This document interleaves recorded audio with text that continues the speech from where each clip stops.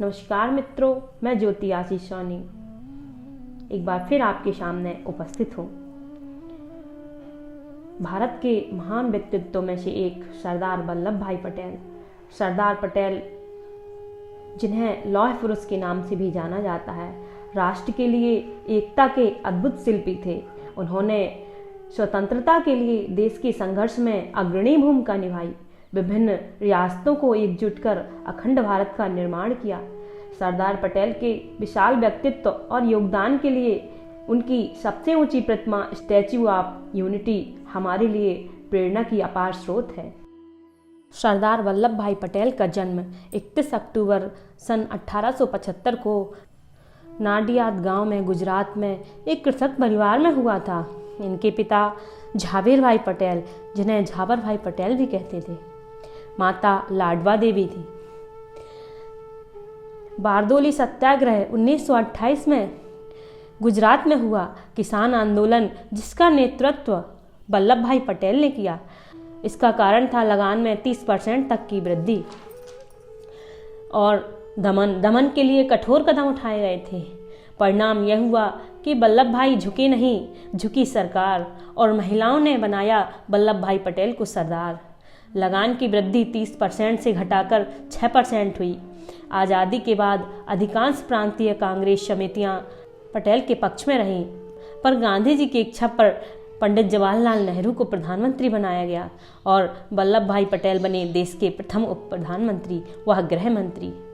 देशी रियासतों का भारत में विलय, गृह मंत्री के रूप में कार्यरत हुए वल्लभ भाई पटेल ने 562 छोटी बड़ी रियासतों को भारत में मिलाया। इस महान योगदान के लिए भारत का लौह पुरुष कहा जाता है इन्हें। ये काम बिना खून बहाए किया गया। केवल 3 रियासतें हैदराबाद, जूनागढ़ तथा जम्मू कश्मीर ने मना कर दिया, जिससे इनका विलय नहीं हो सका। सरदार वल्लभ भाई पटेल अपने आप में एक महान व्यक्तित्व के रूप में सामने आए। सरदार पटेल की मृत्यु 15 दिसंबर सन 1950 में मुंबई, महाराष्ट्र में हुई। इन्हें कई प्रकार की उपाधियां भी दी गईं।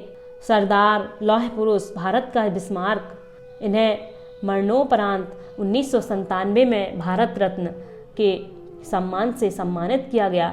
वल्लभ भाई पटेल अंतर्राष्ट्रीय हवाई अड्डा अहमदाबाद, सरदार पटेल विश्वविद्यालय, statue of unity Sardar Sarovar बांध के सामने नर्मदा नदी के बीच एक छोटे चट्टानी द्वीप पर साधु बेट स्थान पर स्टैच्यू ऑफ यूनिटी का निर्माण इनके सम्मान में किया गया।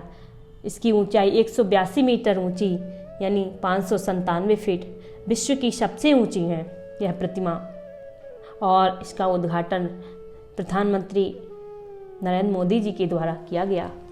सरदार पटेल के कुछ प्रेरक कथन हैं जो इस प्रकार हैं। इस मिट्टी में कुछ अनूठा है जो कई बाधाओं के बावजूद हमेशा महान आत्माओं का निवास रहा है।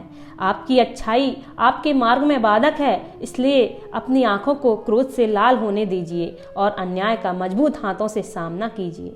मनुष्य को ठंडा रहना चाहिए, क्रोध नहीं करना चाहिए। लोहा भले ही गर्म हो जाए, हथौड़े को तो ठंडा ही रहना चाहिए, अन्यथा वह स्वयं अपना हत्था जला डालेगा। यह हर एक नागरिक की जिम्मेदारी है कि वह यह अनुभव करे कि उसका देश स्वतंत्र है और उसकी स्वतंत्रता की रक्षा करना उसका कर्तव्य है। हर एक भारतीय को अब यह भूल जाना चाहिए कि वह एक राजपूत, एक सिख या जाट है।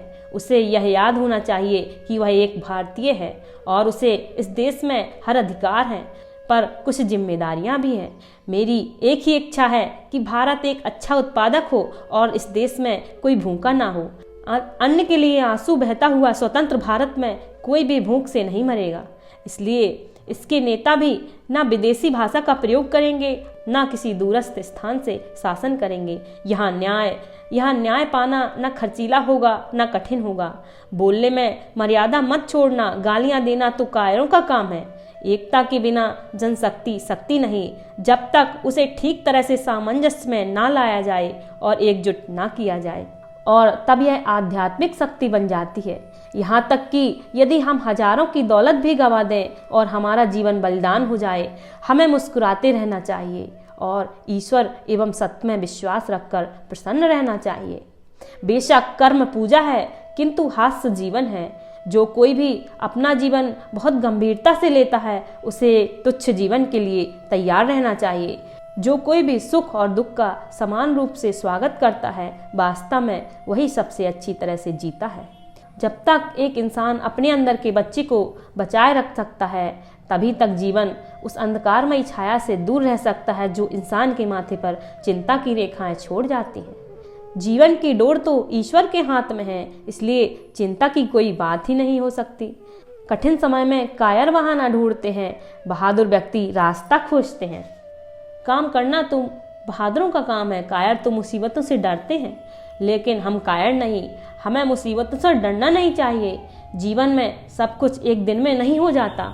उतावले उत्साह से बड़ा परिणाम निकालने की आशा नहीं रखनी चाहिए। जो तलवार चलाना जानते हुए भी तलवार को म्यान में रखता है उसी की अहिंसा सच्ची अहिंसा कही जाएगी।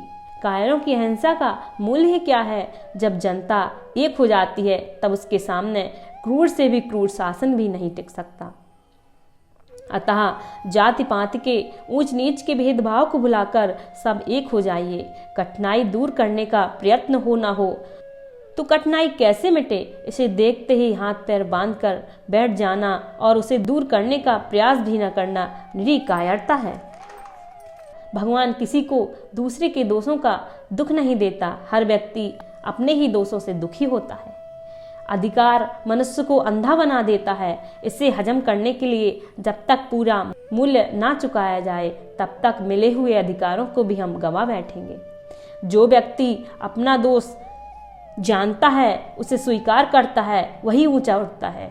हमारा प्रयत्न होना चाहिए कि हम अपने दोषों को त्याग दें, अपने धर्म का पालन करते हुए जैसी भी स्थिति आ पड़े उसी में सुख मनाना चाहिए और ईश्वर में विश्वास रखकर सभी कर्तव्यों का पालन करते हुए आनंद पूर्वक दिन बिताने चाहिए।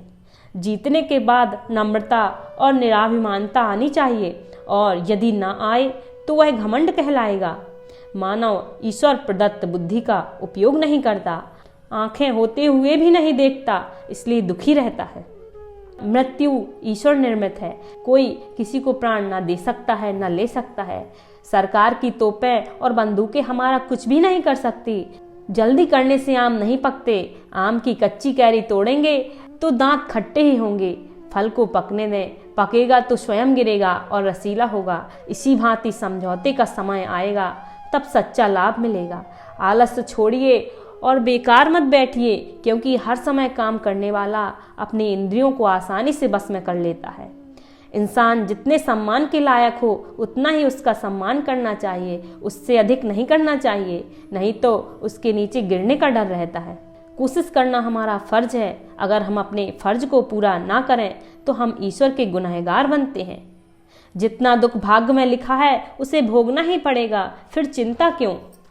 थका हुआ इंसान दौड़ने लगे तो इस स्थान पर पहुंचने के बजाय जान गंवा बैठता है। ऐसे समय पर आराम करना और आगे बढ़ने की ताकत जुटाना उसका धर्म हो जाता है। पड़ोसी का महल देखकर अपनी झोपड़ी तोड़ डालने वाला महल तो बना ही नहीं सकता और अपनी झोपड़ी से भी हाथ धो बैठता है। यह बिल्कुल सत्य है कि पानी में तैरने वाले ही डूबते हैं, किनारे पर खड़े रहने वाले नहीं। लेकिन किनारे पर खड़े रहने वाले कभी तैरना भी नहीं सीख पाते। सच्चे त्याग और आत्मशुद्धि के बिना स्वराज्य नहीं आएगा। आलसी ऐस आराम में लिप्त के लिए स्वराज्य कहाँ, आत्मबल के आधार पर खड़े रहने को ही स्वराज्य कहते हैं।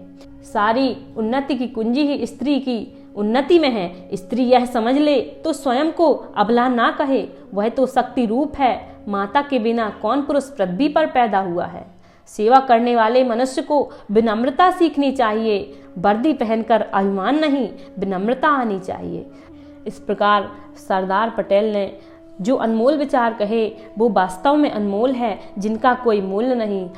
और अगर हम इनके प्रयासों को अपने जीवन में उतार लें तो हमारा जीवन भी अमूल्य जीवन बन जाएगा, जिसका कोई मूल्य नहीं है। आपको ये प्रयास कैसा लगा? आपको प्रयास अच्छा लगा हो तो ज़रूर बताइए कमेंट्स बॉक्स पर।